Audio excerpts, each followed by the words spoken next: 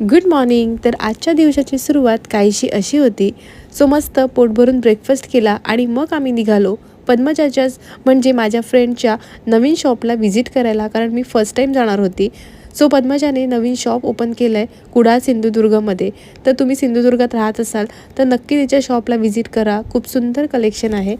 आणि तिला भेट देऊन नंतर मी निघाले माझ्या घरी जायला, म्हणजेच माझ्या माहेरी. सो तिथे मस्त टाईम स्पेंड केला आणि आज रात्री नरकासूर होते. सो ते बघायला आत्ता मी निघालो आहोत. सो खूप एन्जॉय केलं आणि मुद्रासाठी हे सगळं पहिल्यांदा होतं, त्यामुळे खास करून तिला दाखवायला आम्ही निघालो सगळे नरकासूर. आणि हे सगळं मी सुद्धा खूप एन्जॉय केलं, कारण मी सुद्धा खूप वर्षानंतर दिवाळीसाठी कुडाळमध्ये आलेले आणि हे सगळं एन्जॉय करताना आधीचे दिवस आठवले, लग्नाआधीचे दिवस.